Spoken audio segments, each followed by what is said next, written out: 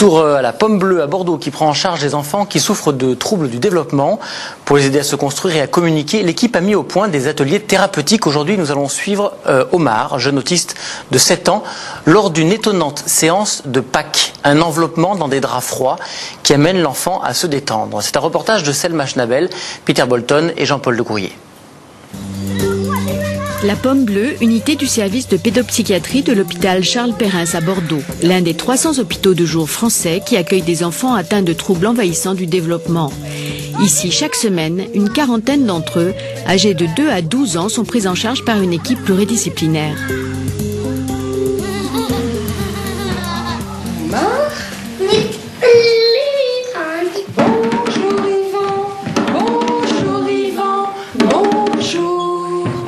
Bonjour Omar, bonjour Omar, c'est la maman. Omar souffre d'un autisme grave. À 7 ans, il ne parle toujours pas.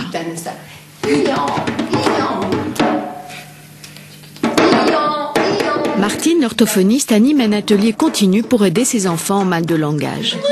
Le petit cheval, oui. On peut recevoir des enfants autistes sans langage et moi, à un moment donné, je peux les aider à s'habituer à entendre les mots, à jouer avec les mots, à travers des jeux avec des objets. Chine, patate, chine. La comptine, c'est un médiateur qu'on a choisi parce qu'on pense que la musique est pour eux quelque chose qui peut après les aider à pouvoir s'approprier le langage et la parole. Notre ambition, en fait, c'est que ces enfants puissent vraiment se mettre à parler. Stéphane, le psychomotricien, sort des draps humides du réfrigérateur. Ces draps d'une température de 5 à 10 degrés vont servir au pack d'Omar.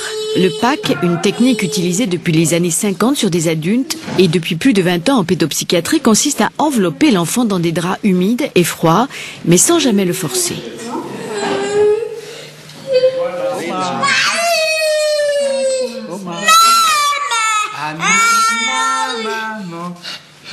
Sous l'effet du froid, le corps réagit, la peau se rétracte, les vaisseaux sanguins se dilatent, ce qui fait remonter la température du corps.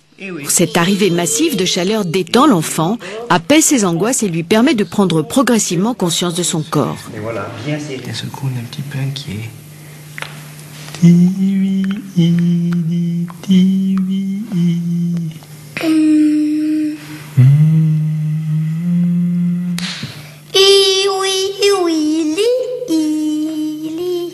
Le but du pack, c'est de contenir là où ça fuit quelque part.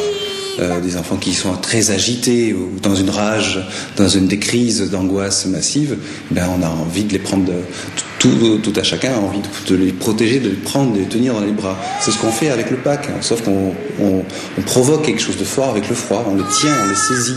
Il faut les saisir, ils ont besoin de ça. On a vu très rapidement des enfants s'apaiser, même les enfants les plus malades. Et on a réellement vu l'enfant derrière l'autiste, avec ce beau regard et des fois des sourires aussi. La technique du pack a été adoptée par la Pomme Bleue après plus d'1 an de réflexion. Au départ divisée sur son utilisation, l'équipe a finalement constaté qu'elle donnait de bons résultats.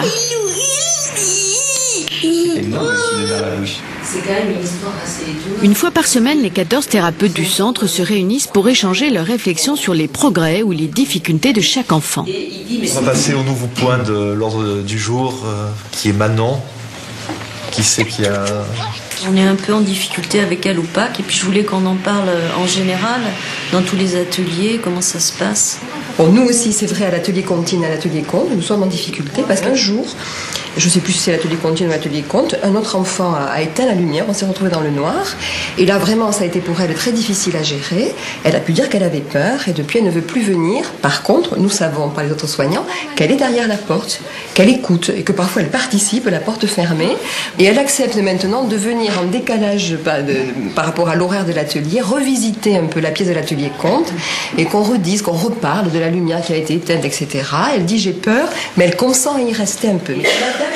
L'enjeu de ces réunions hebdomadaires est de recouper les informations recueillies par chaque soignant pour adapter la prise en charge à l'évolution de chaque enfant.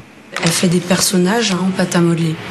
Elle me demande de faire une petite fille et elle pack la petite fille. Et elle lui dit c'est pour te soigner, il faut en parler. C'est qu'elle pour fait parler. une sorte de couverture Ah non, c'est bien fermé, très serré, mais délicatement. C'est vraiment bien fermé, C'est elle très qui le serré. ferme. Mais quand elle défait, on retrouve la petite fille à l'intérieur. Moi, je trouve ça rassurant parce que nous, on galère. Bon, ouais. Le travail de groupe ici, c'est très important parce que ça permet de soutenir. On n'est pas seul. Sinon, on est seul avec la pathologie de l'enfant, la résonance affective que ça nous fait, et ça, c'est très violent. Stéphane, le psychomotricien, et Catherine, l'infirmière psychiatrique, préparent le Pâques de Manon. Pendant des mois, Manon est venue à ces séances avec plaisir, mais depuis quelque temps, elle exprime des peurs nouvelles. On a mis chaud aujourd'hui, pour voir. C'est presque prêt pour toi. Et si je veux pas, Ah mais si tu veux pas, eh bien alors on écoutera. Tu peux me rapprocher, moi? La petite Manon. Et puis elle parle du Pâques tout le temps, alors qu'est-ce qu'on va faire? On peut parler de la peur si tu veux. La peur d'être dedans.